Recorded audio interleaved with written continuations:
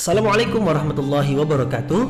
Mari klik subscribe di channel ini dan aktifkan tanda loncengnya untuk mendapatkan update pemberitahuan di video berikutnya.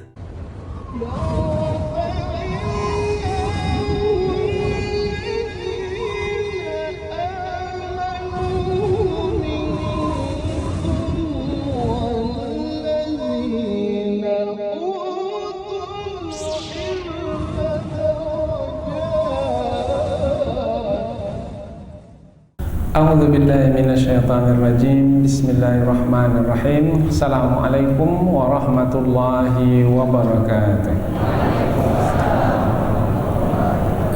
Alhamdulillahi rabbil alamin wa bihi nasta'in wa ala umurid dunya waddin nasta'inuhu wa nastaghfiruh wa na'udzu billahi min shururi anfusina wa min sayyiati a'malina. فَمَنْ يَهْدِهِ اللَّهُ فَلَا مُضِلَّ لَهُ وَمَنْ يُضْلِلْ فَلَا هَادِيَ لَهُ أَشْهَدُ أَنْ لَا إِلَهَ إِلَّا اللَّهُ وَحْدَهُ لَا شَرِيكَ لَهُ وَأَشْهَدُ أَنَّ مُحَمَّدًا عَبْدُهُ وَرَسُولُهُ لَا نَبِيَّ بَعْدَهُ أَمَّا بَعْدُ. Kita bersyukur kepada Allah Subhanahu wa taala yang masih melimpahkan rahmat dan nikmat-Nya. Kita bersyukur dengan mengucapkan Alhamdulillahi Rabbil Alamin. Tidak lupa pula bersalawat kepada Rasulullah dengan mengucapkan Allahumma salli ala Sayyidina Muhammad wa ala ali Sayyidina Muhammad. Dan bersalam kepada Rasulullah dengan mengucapkan Assalamu alayka ya Rasulullah. Alhamdulillah kita dapat kembali meneruskan pengajian tafsir ayat-ayat suci Al-Quran, yang insyaAllah kita akan teruskan kepada ayat yang ke-103 dan 104 dari surah An-Nisa, yaitu menerangkan tentang perintah Allah Subhanahu wa ta'ala kepada orang-orang beriman,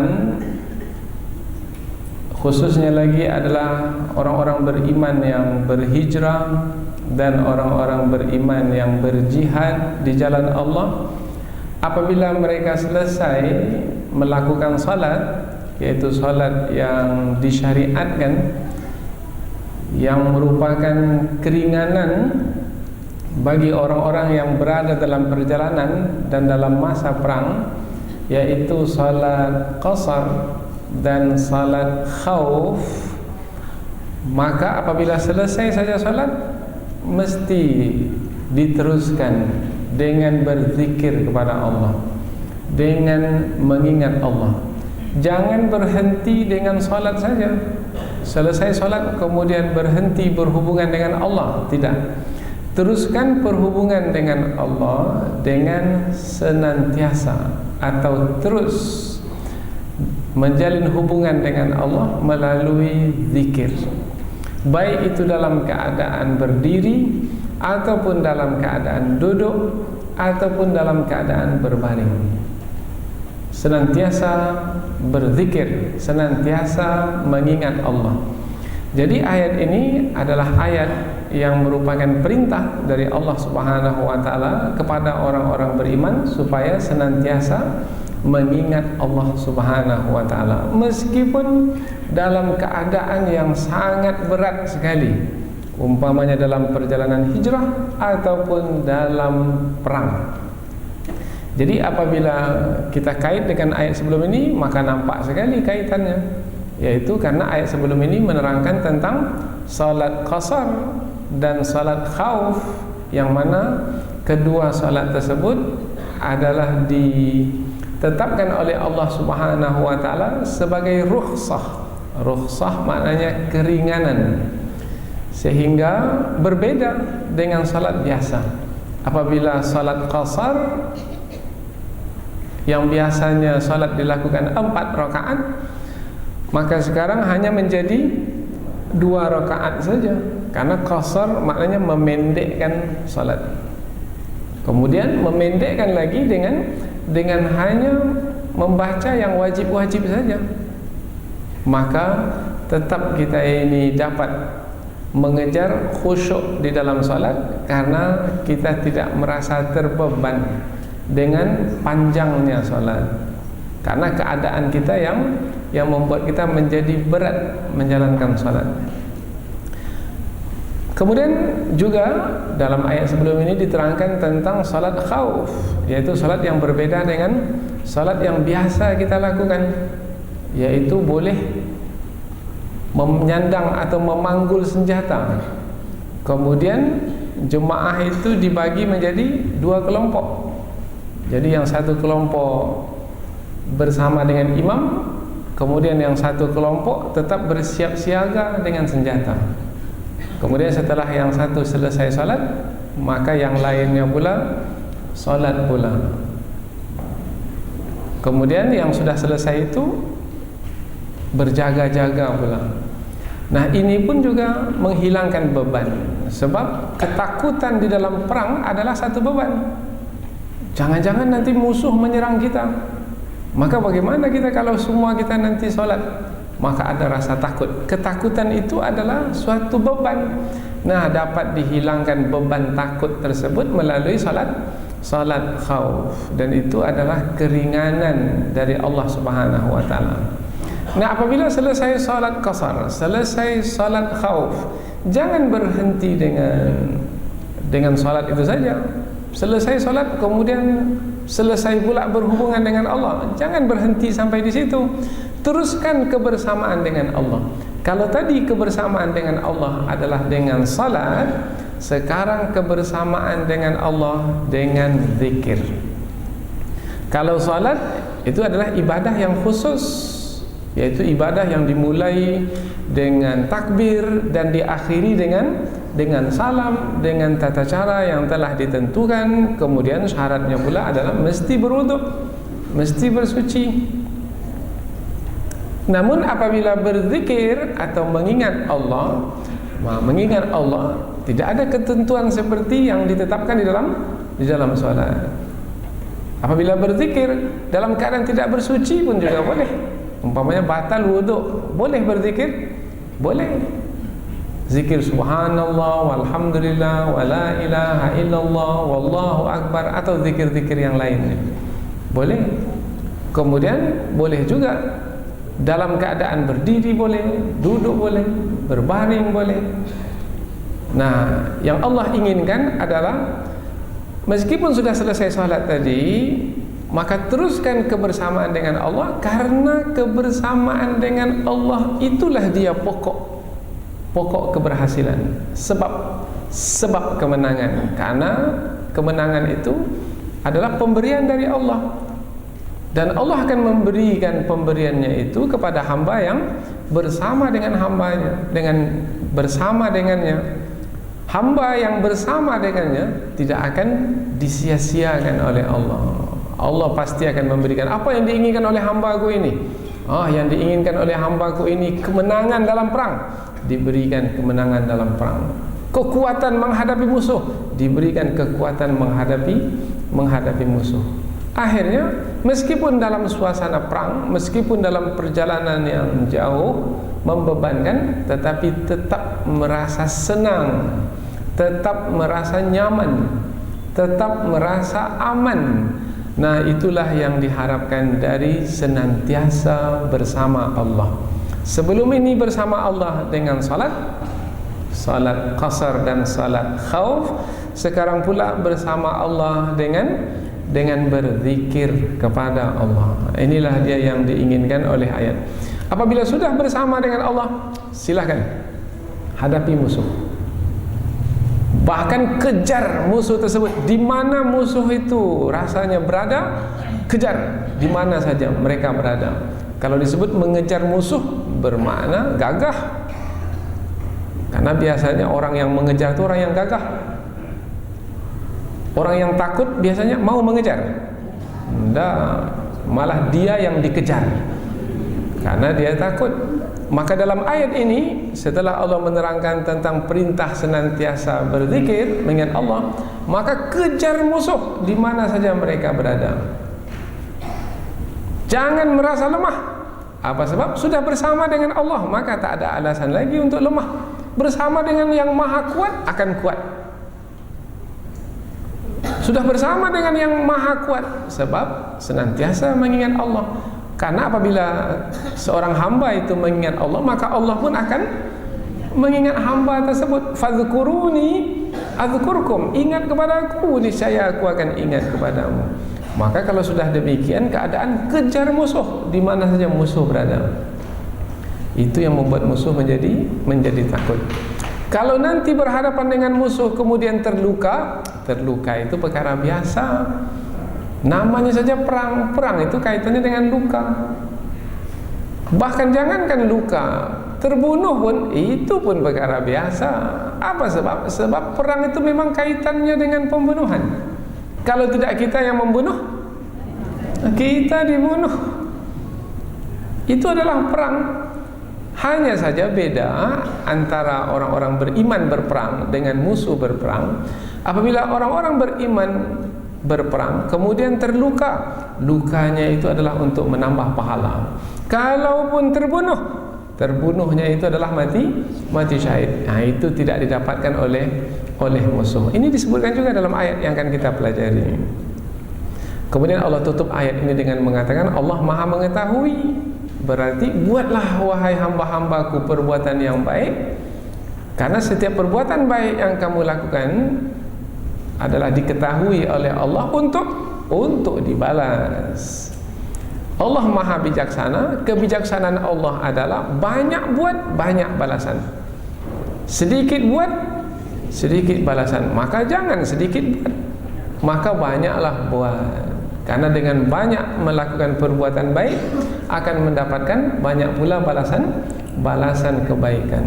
Karena Allah Maha bijaksana, menetapkan sesuatu tepat pada tempatnya, yaitu yang banyak berbuat diberikan banyak. Itulah kebijaksanaan Allah Subhanahu wa taala. Jadi dua ayat ini masih lagi lanjutan dari ayat yang sebelumnya, yaitu tentang berhijrah dan berjihad di jalan Allah Subhanahu wa taala. Dan kunci keberhasilan dalam berhijrah dan berjihad adalah menjalin hubungan dengan Allah, menjalin kebersamaan dengan Allah. Melalui apa? Kalau sebelum ini melalui salat, sekarang pula melalui zikir. Kemudian Allah juga terangkan dalam ayat ini, kalau sudah tidak lagi merasa terbeban, tidak dalam perjalanan hijrah, perang pun telah usai, bermakna keadaan sudah kembali biasa. Nah, kalau keadaan kembali normal, maka salat yang dilakukan pun adalah salat yang biasa. Jangan salat qasar pula dalam keadaan biasa. Jangan pula salat khauf dalam keadaan aman. Tidak, kembali salat biasa. Salat yang biasa kalau 4 rakaat. Kalau salat biasa itu waktu zuhur di waktu zuhur, jangan dipindahkan lagi ke waktu asar, karena setiap salat itu telah ditentukan waktunya. Salat asar di waktu asar, salat maghrib di waktu maghrib. Nah, ayat ini juga menerangkan bahwasanya setiap salat telah ditentukan waktunya. Salat subuh itu kapan mulainya, kapan berakhirnya. Salat zuhur kapan mulainya, kapan berakhirnya. Dan Allah telah menetapkannya. Maka syarat untuk diterimanya salat fardu yang 5 adalah mesti berada di waktunya. Kalau salat zuhur dilakukan di waktu salat subuh, tak diterima salat zuhurnya. Begitu juga salat-salat yang lain.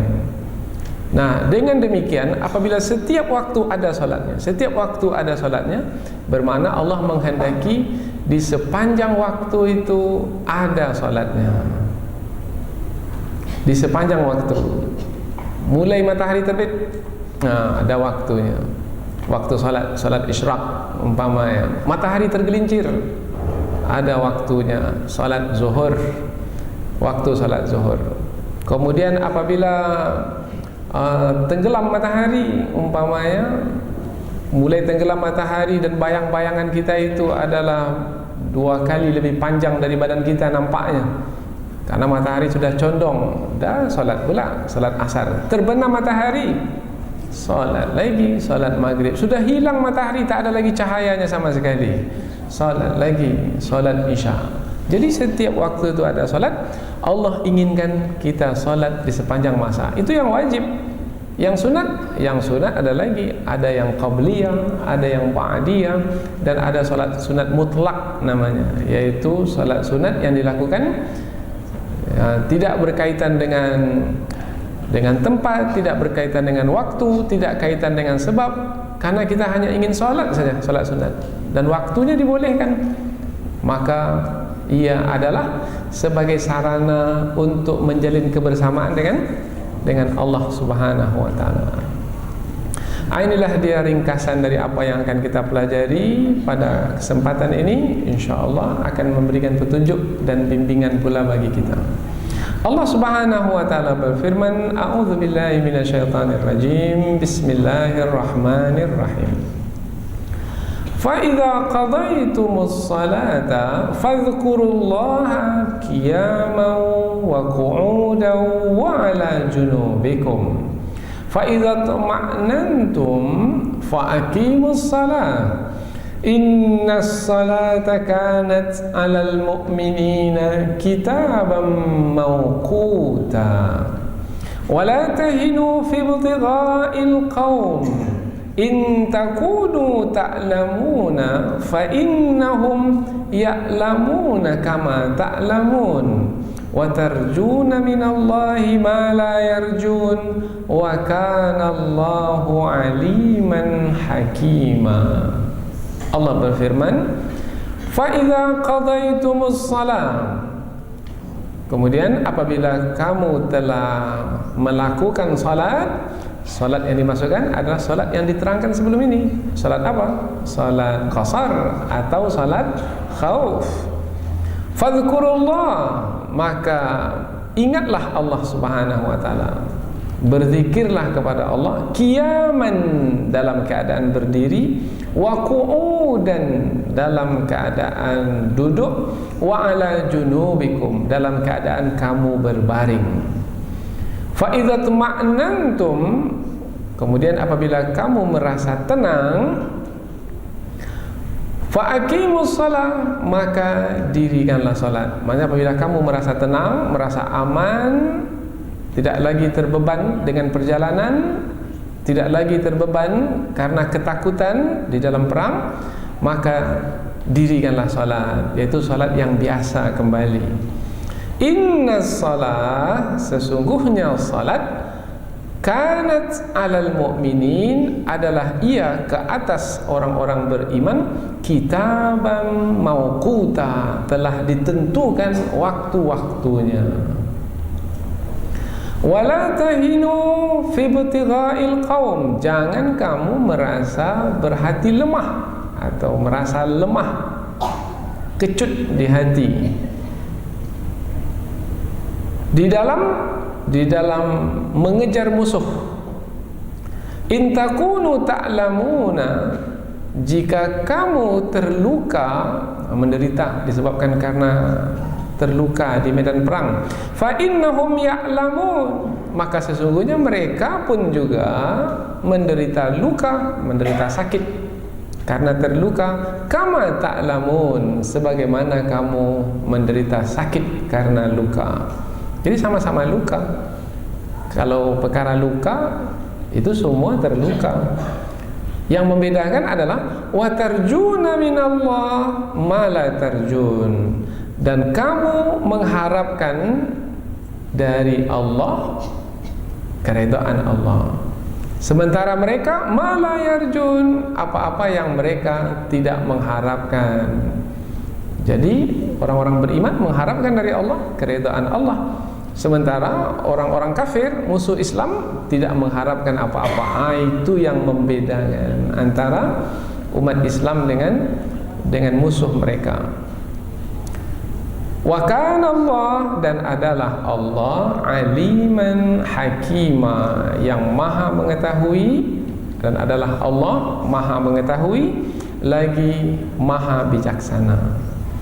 Jadi dua ayat ini seperti yang kita terangkan, menerangkan tentang perintah supaya tetap mengingat Allah. Kemudian juga ayat ini menerangkan jangan merasa lemah menghadapi musuh, Karena apabila kita sudah mengingat Allah, bermakna kita bersama dengan Allah. Sekarang kita ulang sekali lagi terjemahan dari awal, kemudian akan kita teruskan kepada tafsir, yaitu penjelasan yang lebih panjang. Kemudian apabila kamu telah melakukan salat qasar atau salat khauf, maka ingatlah Allah dalam keadaan berdiri ataupun duduk ataupun dalam keadaan kamu berbaring. Maka apabila kamu telah merasa aman, merasa tenang, maka dirikanlah salat seperti mana biasa. Sesungguhnya salat itu atas orang-orang beriman telah ditetapkan waktunya. Dan janganlah kamu merasa lemah di dalam mengejar musuh. Jika kamu merasa sakit atau menderita sakit disebabkan karena terluka, maka sesungguhnya mereka pun juga merasakan sakit karena terluka seperti yang kamu rasakan. Akan tetapi kamu mengharapkan redha Allah Subhanahu wa taala, sedangkan mereka tidak mengharapkan apa-apa. Dan adalah Allah Maha mengetahui lagi Maha bijaksana. Jadi dua ayat ini menerangkan tentang dua perkara, yang dua perkara itu saling berkaitan. Perkara yang pertama adalah menjalin hubungan dengan Allah. Perkara yang kedua adalah mengejar musuh yang telah memerangi kita. Dua perkara berbeda, satu mengingat Allah, satu mengejar musuh. Tapi ada kaitannya. Apa kaitannya? Mengingat Allah membuat kita bersama dengan Allah. Bersama dengan Allah itulah yang menjadi kekuatan di dalam mengejar musuh. Dapat musuh akan dapat dikalahkan karena kita bersama dengan Allah Subhanahu wa taala. Dan apapun yang berlaku di medan perang, terdukakah kita atau meninggal dunia, itu adalah kebaikan bagi kita, karena kita akan mendapatkan balasan kebaikan dari sisi Allah Subhanahu wa taala. Sebab kita berperang di jalan Allah adalah untuk mengharapkan keridhaan Allah. Inilah dia tafsir ringkas. Dengan permulaan tafsir ringkas, kemudian dengan penyampaian di mukaddimah tadi, sebenarnya kita sudah mengetahui kandungan ayat ini. Sehingga ketika kita menafsirkan ayat lebih panjang, nah ini hanyalah sebagai tambahan lagi untuk mengokohkan lagi pengetahuan kita terhadap kandungan ayat, sehingga betul-betul kandungan ayat ini dekat di dalam hidup kita, sehingga kita berfikir juga untuk memakaikannya dalam kehidupan. Yaitu tidak ada di antara kita ini yang tidak punya masalah. Kita pasti akan menghadapi masalah. Kalau dalam perang, masalahnya menghadapi musuh. Nah, sekarang pun kita menghadapi masalah juga. Umpamanya dalam keadaan seperti sekarang ini, yang kita hadapi adalah mungkin ada yang sakit menghadapi penyakit, ada yang berhutang menghadapi hutang, apalagi ada musuh menghadapi musuh yang mendengki, yang tak tahu ini siapa ini, tapi ada yang mendengki. Kemudian apalagi masalah kita, mungkin masalah keluarga, masalah orang tua, masalah anak, banyak sekali masalah. Masalah dalam dunia ekonomi, masalah politik, masalah dakwah dan lain sebagainya. Tak ada di antara kita ini yang tak punya masalah. Selagi hayat di kandung badan, pasti menghadapi masalah. Kapan baru selesai masalah ini? Nah, kalau dah mati baru selesai masalah. Itu pun kalau kita berbekal untuk setelah kematian. Kalau tak berbekal untuk kehidupan setelah kematian, masalah besar. Jadi di dunia menghadapi masalah, nanti pun menghadapi masalah yang lebih besar. Tapi kalau berbekal, maka habis sudah masalah, istirahat saja lagi. Nanti dikejutkan pada hari kebangkitan. Nah, ketika dibangkitkan terkejut, siapa yang membangunkan kami dari tempat tidur kami ini? Jadi seakan-akan dia tidur. Man ba'athana mim marqadina hadza. Siapa yang membangkitkan kami dari tempat tidur kami? Karena memang Allah membiarkannya beristirahat di dalam kubur, maka tak ada masalah lagi, selesai sudah masalah. Tapi kalau tak berbekal, memang bermasalah.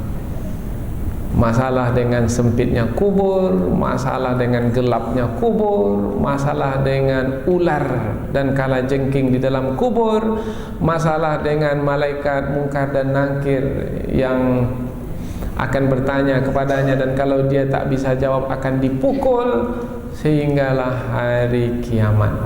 Itu memang masalah, karena dia akan berada di lubang dari lubang-lubang api neraka. Tapi selagi hayat di kandung badan, kita pasti akan menghadapi masalah. Tapi masalah di dunia pun akan dapat diselesaikan dengan kebersamaan dengan Allah Subhanahu wa taala. Inilah dia kandungan ayat. Maka kita pakaikanlah ayat ini untuk diri kita pula. Kita pindah ke tafsir ayat. Di permulaan ayat yang ke-103, Allah berfirman, fa iza qadaitumus shalah. Fa. Nah, apabila kita jumpa kata fa di sini, ini fa ini adalah fa ataf, yaitu melanjutkan yang sebelumnya. Kemudian ada juga yang menerangkan fa ini litafri', maknanya adalah menjelaskan lagi dengan lebih terperinci tentang apa yang sudah diterangkan sebelum ini. Apa yang telah diterangkan sebelum ini? Tentang salat khauf, tentang salat qasar. Nah, selesai salat khauf, selesai salat qasar. Salat itu kan tak begitu lama, mungkin hanya 3 menit, 5 menit saja. Lalu apa yang mau dibuat lagi setelah itu? Nah, ayat ini menjelaskan yang perlu dibuat lagi setelah itu adalah berzikir, mengingat Allah. Jadi fa yang ada di pangkal ayat ini melanjutkan lagi apa yang telah disebutkan sebelum ini. Fa idza qadaitumus shalah. Kemudian apabila kamu telah selesai menunaikan salat, karena perkataan salat dalam ayat ini ada alif lamnya, as-salah, bermakna salat yang dimaksud adalah salat yang telah disebutkan sebelum ini, yaitu salat qasar dan salat khauf. Salat qasar dan salat khauf. Maka apabila kamu telah selesai menunaikan salat, yaitu salat qasar atau salat khauf, fadhkurullah, maka berzikirlah kepada Allah, maka ingatlah Allah Subhanahu wa taala. Bagaimana kita mengingat Allah? Allah telah terangkan kepada kita. Cara mengingat Allah adalah dengan menyebut nama Allah. Nama Allah banyak. Allah menyebutkan dalam satu hadis, nama Allah itu adalah 99 nama. Inna lillahi tis'atan wa tis'ina isma, faman ahsaha dakhalal jannah. Allah memiliki 99 nama. Mi'atun illa wahidah, 100 kurang 1. 100 kurang 1 berarti 99. Bermakna penegasan dari penyebutan yang sebelumnya. Faman ahsaha dakhalal jannah. Barang siapa yang menghitungnya, mengiranya, menyebutnya, memahami kandungan maknanya, maka ia akan masuk ke dalam surga. Nah, itu tentang keistimewaan Asmaul Husna. Maka boleh kita berzikir dengan nama-nama Allah, Al-Asmaul Husna. Ya Allah, Ya Rahman, Ya Rahim, Ya Malik, Ya Quddus, Ya Salam, sampailah nama yang ke-99. Itu juga disebut berzikir. Ada lagi zikir yang memang telah diajarkan di dalam Al-Quran, Allah menyebutkannya, di dalam hadis Rasulullah menyebutkannya. Umpamanya zikir Subhanallah, walhamdulillah, wala ilaha illallah, wallahu akbar, wala hawla wala quwata illa billahil aliyil azim. Ini disebut zikir kanzul arash, yaitu zikir perbendaharaan arash.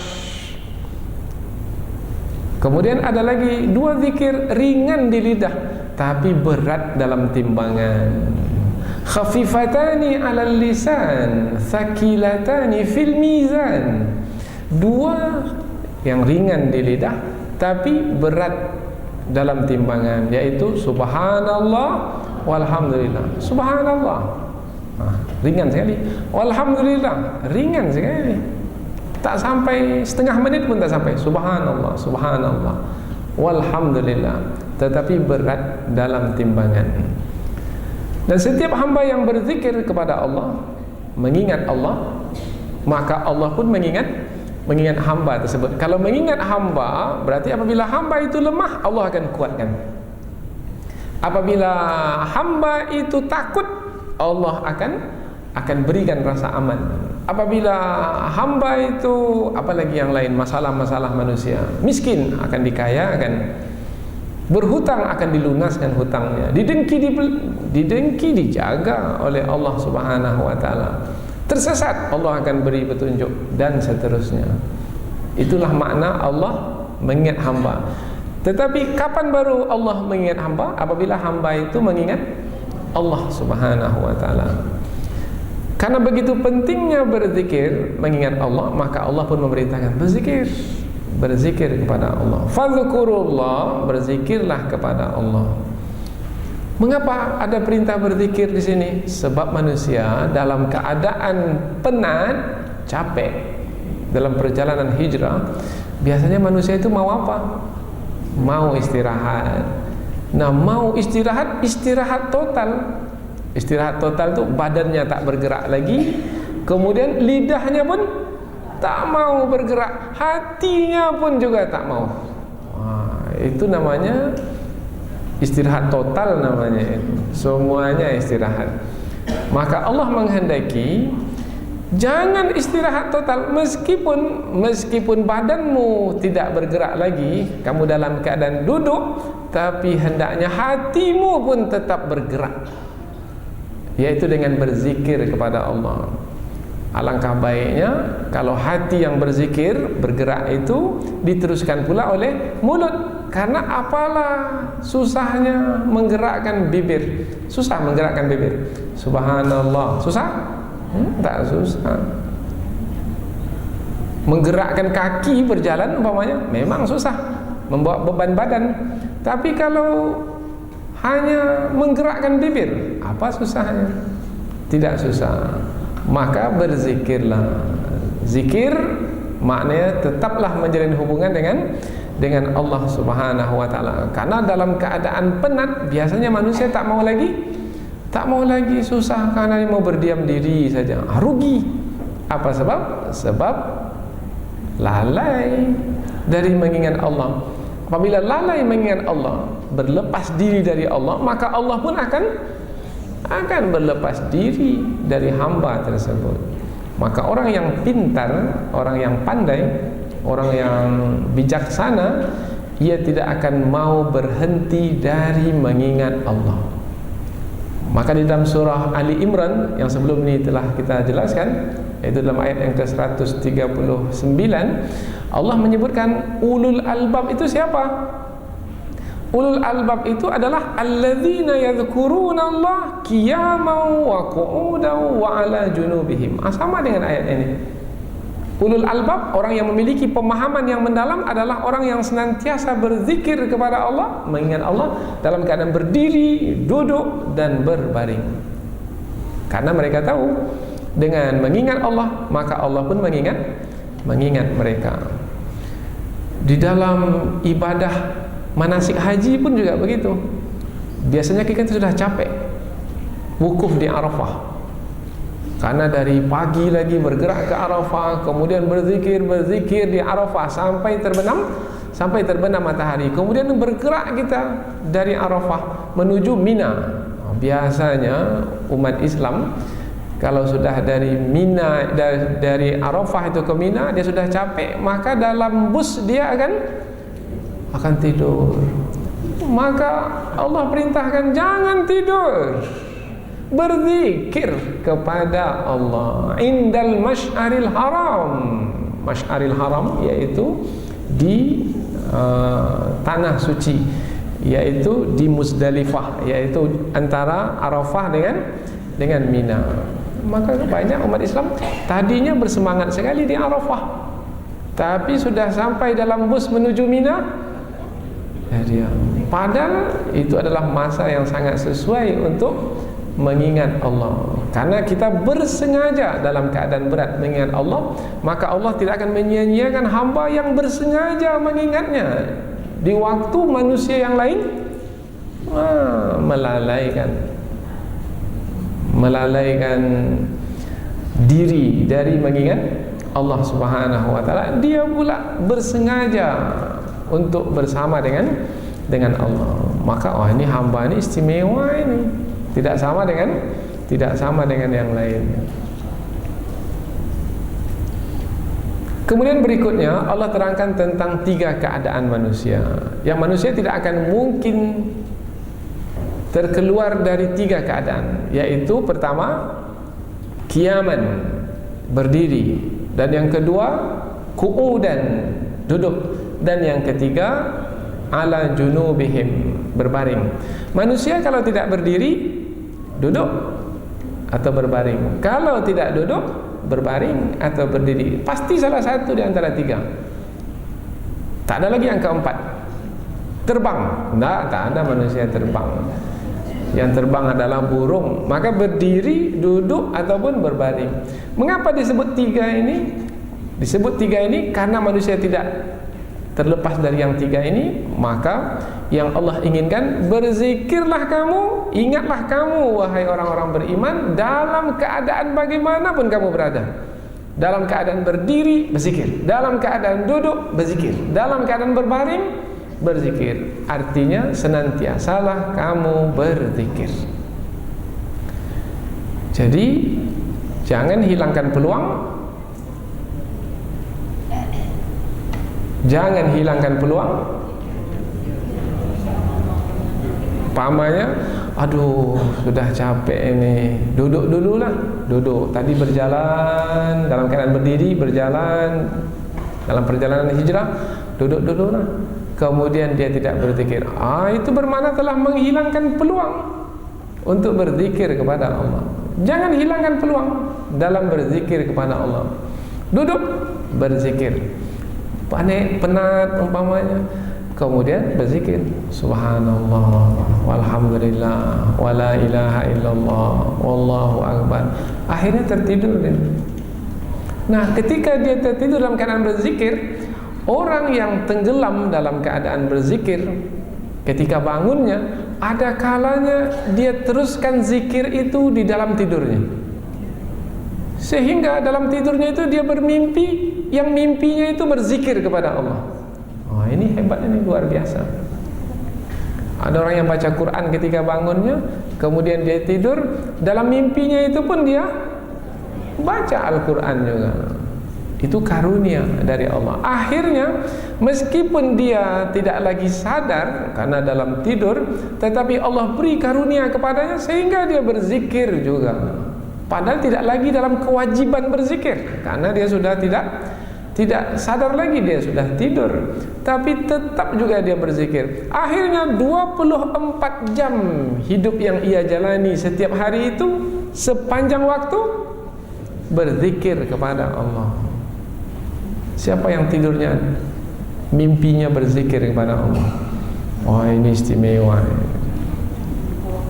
Istimewa. Kalau tak dapatlah zikir di dalam tidur, maka dalam keadaan bangunlah berzikir. Kalau tak dapat zikir dalam keadaan tidur, maka dalam keadaan bangunlah berzikir. Dalam keadaan bangun pun juga tak berzikir, inna lillahi wa inna ilaihi. Peluang sudah ada, kemudian tidak menggunakan. Itu bermakna tidak bersyukur kepada Allah yang telah memberikan peluang untuk berzikir. Tapi masih banyak juga yang lalai. Fadhkurullaha qiyaman, maka ingatlah Allah dalam keadaan berdiri, pada waktu berdiri, wa qu'udan, dalam keadaan duduk, pada waktu duduk, wa ala junubikum, dan keadaan kamu berbaring. Ada ulama tafsir menyebutkan tafsiran yang lain, yaitu qiyaman maknanya di sini berdiri ketika masa perang. Jadi dalam perang itu berzikir, mengingat Allah. Wa qu'udan, dalam keadaan duduk, ini pada waktu perang sudah berhenti, istirahat, pada waktu itu pun juga berzikir. Kemudian wa ala junubikum, kemudian ketika waktu berbaring, berbaring ini istirahat, Istirahat umpamanya tidak dalam keadaan perang, sudah kembali ke rumah istirahat, dalam keadaan istirahat pun juga, ketika sudah kembali ke rumah pun juga tetap berzikir kepada Allah. Jadi berzikir itu adalah penting di setiap saat, dimanapun, dalam keadaan bagaimanapun. Fa idza tama'nantum, kemudian apabila kamu telah merasa aman, tidak lagi dalam perjalanan hijrah, tidak lagi di dalam perang, fa aqimus shalah, maka dirikanlah salat yang biasa, yaitu salat yang berada pada waktunya, kemudian seperti mana biasanya, yaitu tidak dikurangi bilangan rakaatnya, seperti yang diterangkan oleh Rasulullah SAW, yaitu salat Rasulullah, sallu kama ra'aitumuni usalli, salatlah kamu seperti mana aku salat. Nah, jangan dikosarkan lagi, jangan dijamak lagi. Nah, jangan dibuat jemaah itu dua kelompok lagi. Jadi salatlah seperti salat yang biasa dilakukan. Kemudian di penghujung ayat Allah menerangkan, inna salata kanat 'alal mu'minina kitaban mawquta. Sesungguhnya salat itu, salat yang fardu itu berapa kali sehari semalam? 5. Yang 5 itu kanat 'alal mu'minin, adalah ke atas orang-orang beriman. Kalau disebut ke atas, bermakna ia adalah satu kewajiban yang mesti dijalankan. 'Alal mu'minin, ke atas orang-orang beriman, bermakna kalau memang ia sebagai orang beriman, maka buktikan keimanan dengan salat zuhur, asar, maghrib.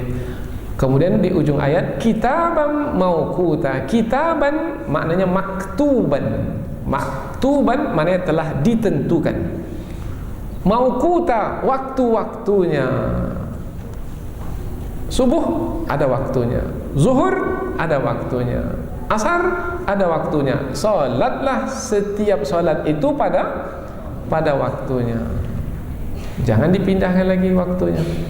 Salat zuhur di waktu asar, salat asar di waktu maghrib. Allah, lupa, udah sampai ke rumah belum asar lah.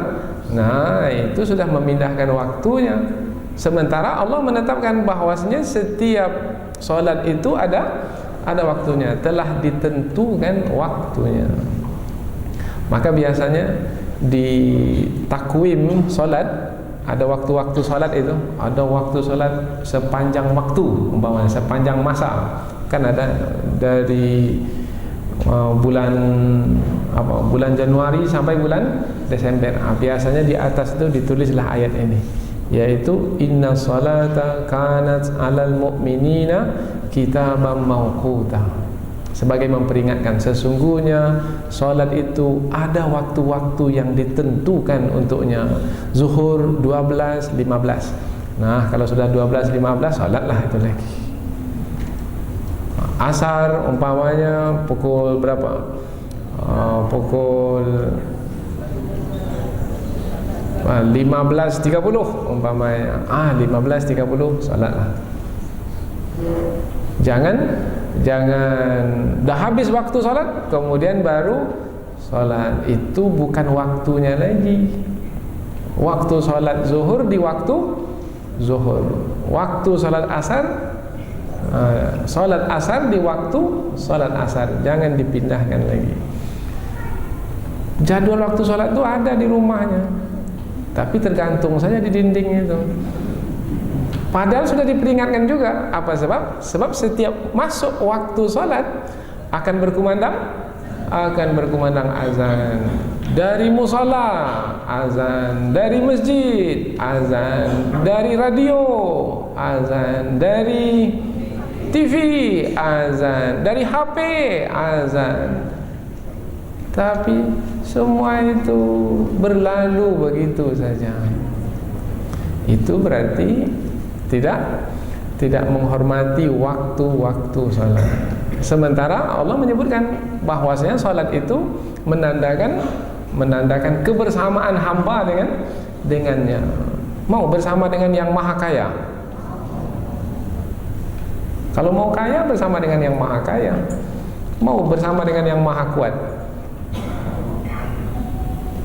Pasti, sebab kita mau kuat, karena kita ini lemah. Nah, kalau mau, apabila sampai waktu sholat,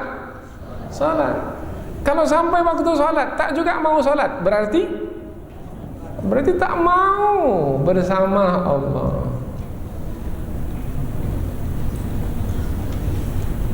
Ada tak merasakan bahwasanya Allah Subhanahu wa taala sebenarnya menanti hamba? Wahai hambaku, sudah masuk nih waktu salat untuk bersama denganku. Nampak kamu masih senang-senang aja duduk di situ lagi. Kapan kamu mau bersama denganku? Sudah 1 jam, sudah 2 jam, 3 jam. Mengapalah kamu ini macam tidak memerlukan aku, kamu wahai hambaku. Sementara yang menghidupkan kamu aku, yang mematikan kamu aku, yang mengkayakan kamu aku, yang memenangkan kamu dalam perang aku, semua adalah aku. Yang menyembuhkan penyakitmu adalah aku, yang menyelesaikan masalahmu adalah aku. Tapi kamu pula tak mau bersama denganku. Hamba yang seperti ini bermakna hamba yang sombong, yang tidak tahu diri. Wala tahinu fi ibtigha'il qaum, dan janganlah kamu merasa lemah, merasa berhati lemah, kecut, takut di dalam fi ibtigha'il qaum, di dalam mengejar kaum. Kata ibtigha' ini mengejar. Tadi sudah kita terangkan tadi, kalau disebut kata mengejar bermakna, membawa makna berani. Kapan orang-orang beriman itu berani? Apabila mereka merasa dapat mengalahkan musuh. Kapan dapat merasakan kekuatan sehingga bisa mengalahkan musuh? Kalau ada kebersamaan dengan Allah. Kalau tidak, tak akan berani mengejar musuh. Meskipun musuh jumlahnya banyak, mereka berani. Seperti saudara kita di Palestina sana, jumlah mereka sedikit, tapi mereka mengejar musuh. Datang musuh itu dengan tank wajah, mereka datangi tank wajah itu. Padahal di tangan hanya ada batu. Nampak tak mereka lari dari tank wajah? Tidak, mereka mendekat ke tank wajah itu. Padahal mereka masih kanak-kanak, kecil-kecil. Oh, tapi mereka mengejar musuh. Kita pula dikejar terus oleh musuh. Takut saja. Bermakna kita ini telah kalah apabila dibandingkan dengan saudara kita di Palestina sana. Malu kita rasanya dengan saudara-saudara kita di Palestina sana. Jangan kamu merasa lemah di dalam mengejar kaum. Apa sebab kita tidak boleh merasa lemah? Sebab kita ini orang-orang beriman. Apabila kita orang-orang beriman, bermakna keimanan kita itu membawa kita bersama dengan Allah. Kalau sudah bersama dengan Allah yang maha kuat, masih juga merasa lemah, bermakna ada masalah pada keimanan. Anak kita itu lemah, kecil, karena dia masih budak-budak lagi, masih kecil. Kemudian dibandingkan dengan kawan-kawannya, dia ini memang badannya lebih kecil dari kawan-kawannya, diganggu oleh kawannya, maka dia pun takut-takut kalau dia pergi sekolah sendiri. Tapi kalau dia bersama dengan kita, kemudian bersama dengan kita mendekat ke kawan-kawannya, takut atau berani dia? Berani. Apa sebab? Sebab dia bersama dengan kita, maka jalannya pun sudah lain. Oh, saya bersama ayah saya, siapa berani pukul saya? Apa sebab? Sebab dia bersama dengan ayahnya.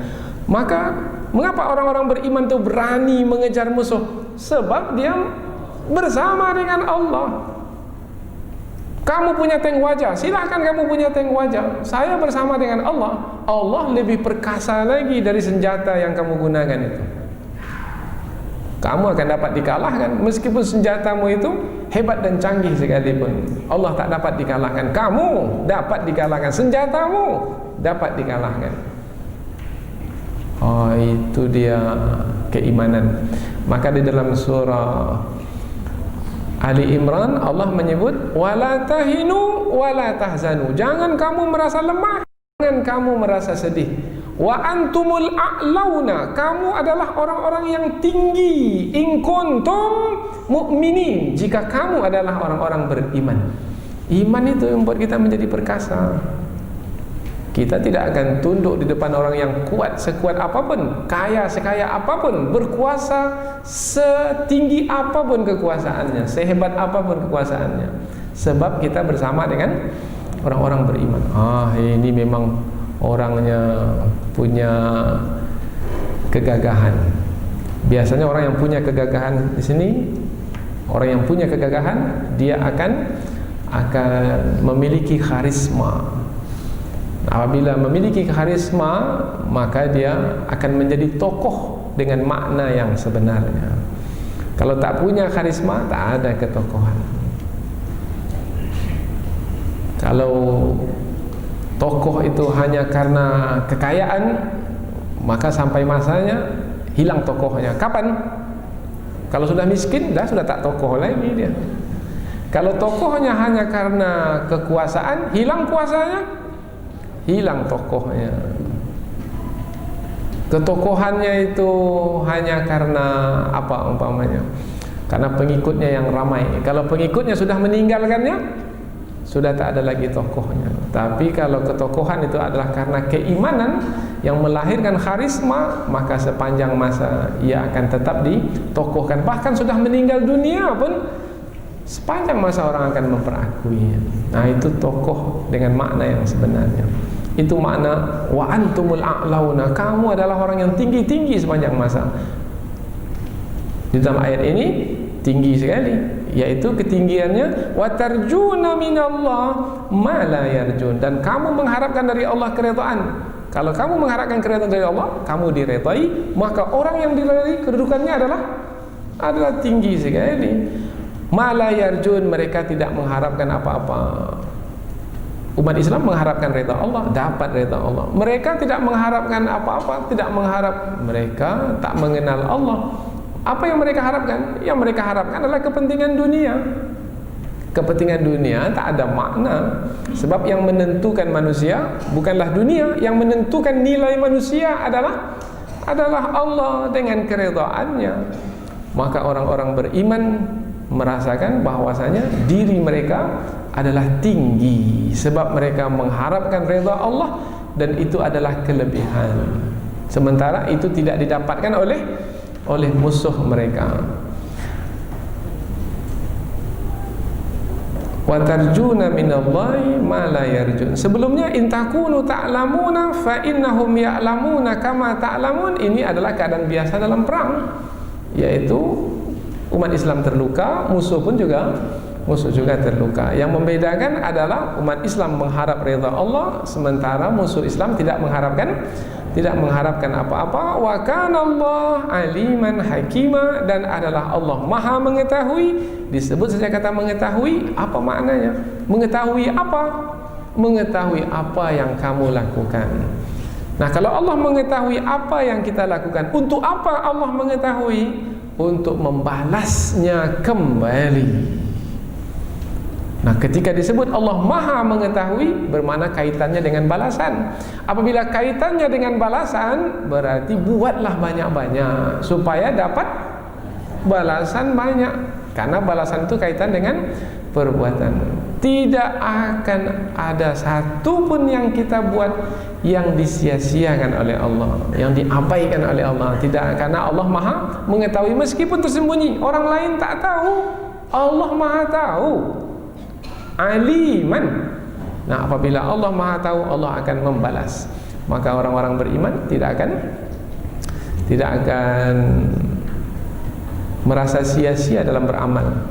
Siapa yang mendengar penyampaian dari Ustadz Abdillah Onim baru-baru ini, beliau adalah yang mengawini Muslimah Gaza, berdiam di Palestina.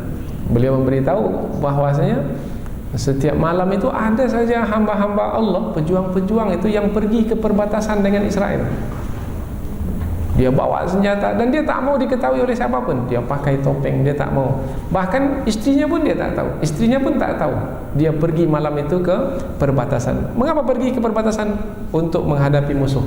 Kalau musuh datang dari perbatasan, maka mereka yang menghadapinya terlebih dahulu. Dan mereka tak mau diketahui oleh manusia. Sia-sia? Tidak sia-sia. Apa sebab? Sebab Allah Maha mengetahui apa yang mereka lakukan. Karena mereka mengharapkan balasan dari siapa? Bukan dari manusia, dari Allah. Ini makna aliman. Kalau orang seperti ini, maka nampak berjuangannya itu adalah ikhlas karena Allah.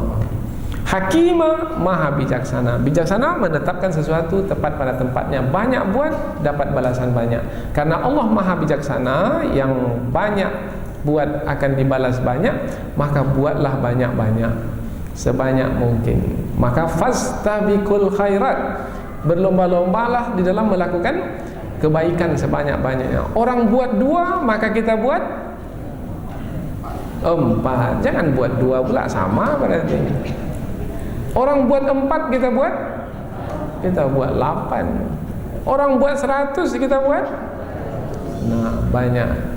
Itu maknanya berlomba. Allah maha bijaksana, yang buat banyak akan mendapatkan balasan banyak. Dengan demikian, maka 2 ayat ini sebagai bimbingan bagi kita bahwasanya Allah Subhanahu wa taala ingin kita ini berhasil dalam menjalani hidup di dunia untuk mendapatkan balasan kebaikan di akhirat kelak, yaitu dengan menjalin kebersamaan dengan Allah, yaitu dengan berzikir kepada Allah, dengan mengingat Allah. Karena dengan mengingat Allah terjalinlah kebersamaan dengan Allah. Kebersamaan dengan Allah itulah yang menghantarkan kepada keberhasilan dan kemenangan di dunia ini dan di akhirat nanti. Mudah-mudahan apa yang kita pelajari ini ada manfaatnya, insyaallah. Subhanakallahumma wa bihamdika asyhadu an la ilaha illa anta wa astaghfiruka wa atubu ilaik. Wassalamualaikum warahmatullahi wabarakatuh.